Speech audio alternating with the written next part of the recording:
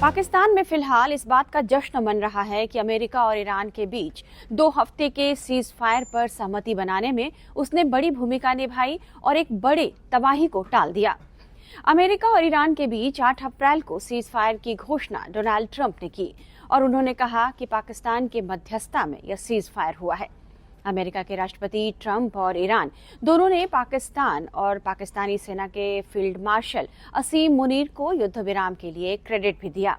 मध्य पूर्व में 2 सप्ताह के युद्ध विराम की पुष्टि करते हुए ईरान के विदेश मंत्री सैयद अब्बास अरागची ने भी सोशल मीडिया पोस्ट में पाकिस्तान के प्रधानमंत्री शरीफ और फील्ड मार्शल मुनीर के सीज फायर कराने के उनके अथक प्रयासों के लिए उनका आभार जताया और प्रशंसा भी की। पाकिस्तान के प्रधानमंत्री शहबाज शरीफ ने इसे इस्लामाबाद समझौता का नाम दिया और पाकिस्तान के लिए इसे एक शानदार डिप्लोमेटिक उपलब्धि माना गया।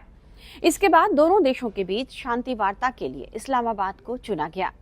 पाकिस्तान ने इस वार्ता के लिए जमकर तैयारी भी शुरू कर दी। इस्लामाबाद को चमका दिया गया। आज होने वाली इस वार्ता से पहले शहर में 2 दिनों की छुट्टी भी घोषित कर दी गई।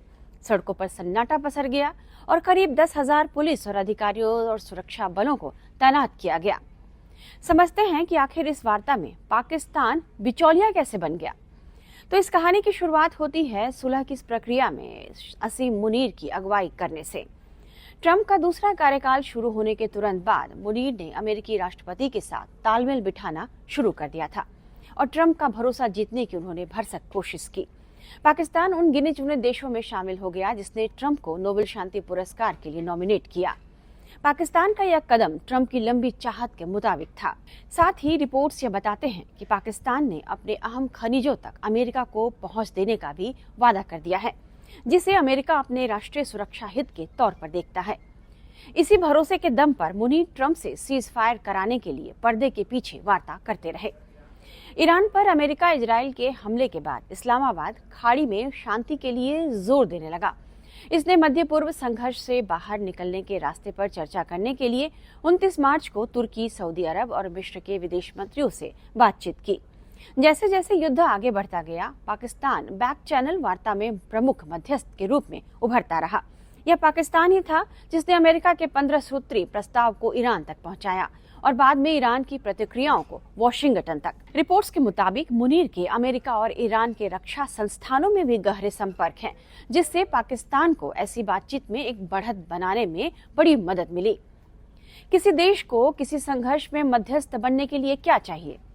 दोनों पक्षों द्वारा उस पर भरोसा किया जाना, यह सबसे जरूरी है। अमेरिका के साथ गहरे संबंधों के कारण ईरान अब अपने अरब पड़ोसियों पर भरोसा नहीं करता, बल्कि इसके उलट उसने तो अमेरिका इजराइल हवाई हमलों के जवाब में खाड़ी देशों पर ही बमबारी भी कर दी। जबकि पाकिस्तान की सीमा ईरान के साथ लगती है और दोनों देशों के बीच राजनयिक संबंध भी हैं। इसके अलावा फिलिस्तीन मुद्दे के कारण पाकिस्तान का इजराइल के साथ कोई राजनयिक संबंध नहीं है, बल्कि अनबोला सा रहता है। और यह एक कारण भी है कि ईरान ने उस पर भरोसा किया। आतंकवाद परस्त माने जाने वाले पाकिस्तान को अपनी छवि सुधारने के लिए यहाँ एक मौका नजर आया और उसने इस मौके को लपक लिया। वहीं अमेरिका और ईरान के बीच बिचौलिया बनने के लिए छटपटाए पाकिस्तान के लिए ऐसा करना उसकी रोजी रोटी के लिए भी जरूरी हो गया। दरअसल ईरान ने स्ट्रेट ऑफ हॉर्मुज बंद कर दिया, जिससे पाकिस्तान में गैस और तेल की सप्लाई ठप होने लगी। पाकिस्तान में पेट्रोल डीजल की कीमतें आसमान छूने लगी, बिजली संकट गहरा गया और पाकिस्तान की अर्थव्यवस्था पर भारी बोझ पड़ने लगा था। जनता भी गुस्से में आ गई, भड़कने लगी थी। ऐसे में अगर युद्ध लंबा खिंचता तो पाकिस्तान के लिए सरवाइव करना मुश्किल हो जाता। लिहाजा पाकिस्तान के लिए जरूरी हो गया था कि यह युद्ध रोक दिया जाए। शहबाज शरीफ और असीम मुनीर को देश चलाने और खजाना भरने के लिए किसी भी हाल में अमेरिका की कृपा चाहिए और इस कृपा को बनाए रखने के लिए उसे युद्ध रोकने के लिए अमेरिका को मनाना भी जरूरी था। इसलिए मुनीर ने भरसक कोशिश की कि यह युद्ध रुक जाए, युद्ध विराम हो जाए।